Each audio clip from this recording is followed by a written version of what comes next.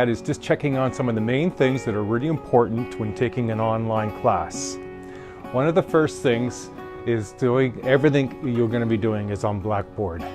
So you must make sure you check in on a regular basis. Now, all the material you need is all on Blackboard, and just as a little awareness, I am able to check to see what everybody is doing online in Blackboard. I have access to everyone's stuff and seeing where you've been and what you've done. So please make every effort to do that. It'll be all important for you to be successful. Now, along those same lines is time management. And time management is super important with online courses. Your time is your responsibility. That means everything that's expected in the course, when the journals are open and closed, when the test is assigned and when it's closed, the assignment when it's due, what we're doing each week is your responsibility. Now, we don't have a class, but you need to treat this like as if you did have a class. So about 3 hours a week is the same thing you should be doing in your online class as you do within your in-class. So make sure you mark things down in a calendar.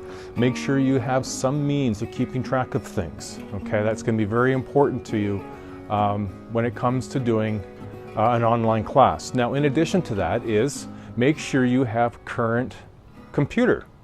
Now, the library has computers, so you will have a means by which to do this course if you don't have a computer.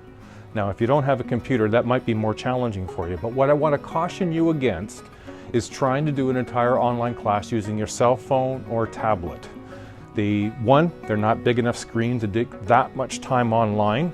And two, more importantly, the app that is available for Blackboard, it's not as robust as the online computer-based one.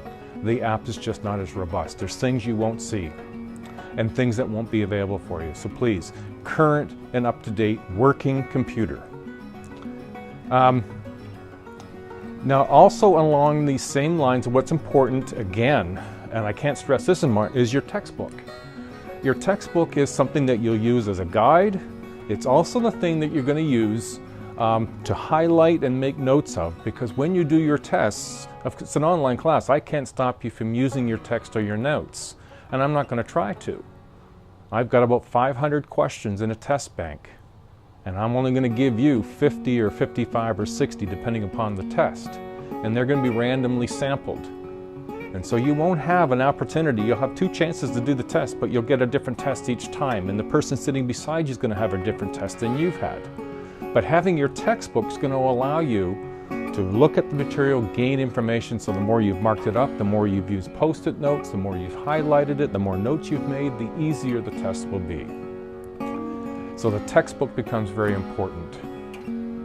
Contacting me will be very important as well. So it's important that you know how.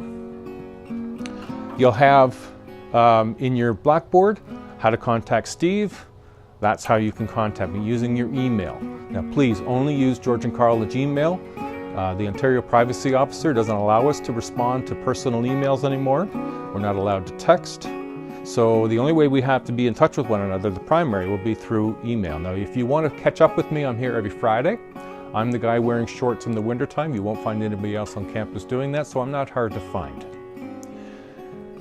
Now you're going to get the syllabus. This is going to be really important. This is your map. This is going to tell you what we're going to do every week. It's where all the dates that say when things are due are, when the journals are open and when they're closed, when the tests are open and when they're closed. And all the dates are on the syllabus, so please download or print and make them available for yourself, because it's your responsibility to make sure that you are available to write the tests at the time they're available. They're open for 5 days, so there's lots of opportunity. And that the journals are open for 2 weeks, so there's lots of opportunity. But I won't be reopening any of them if you miss. All right?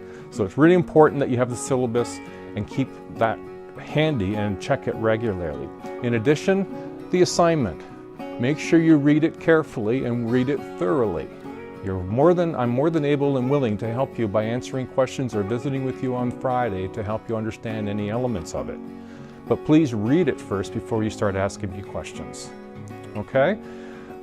Excuse me. Now, lastly, but not least, is there are no extensions. Time management is important. And I've had in the past lots of people asking for extensions, and in some cases I gave them.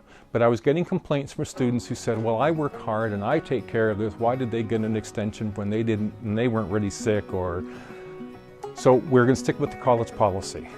The college policy is that if you're sick, you need a doctor's note, and I need to be able to see that.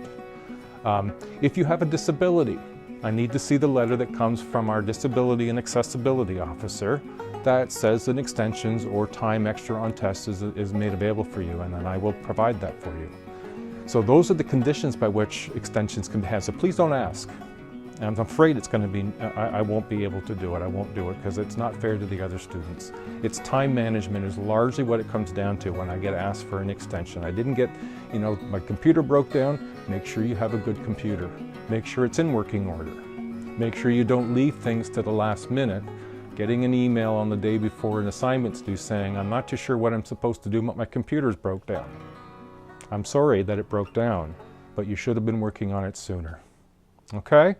I'm not trying to be really tough and hard, but I am trying to emphasize how important it is that when you do an online class, a lot of the responsibility is on your shoulders to get things done. My responsibility to you is to ensure I put together a tidy, clearly outlined syllabus and assignments, that I post the material in each week in a timely manner that you have access to it, and I will do all of those things for you, and I will respond to all your emails. I will answer them to the best of my ability. I will make myself available on Fridays.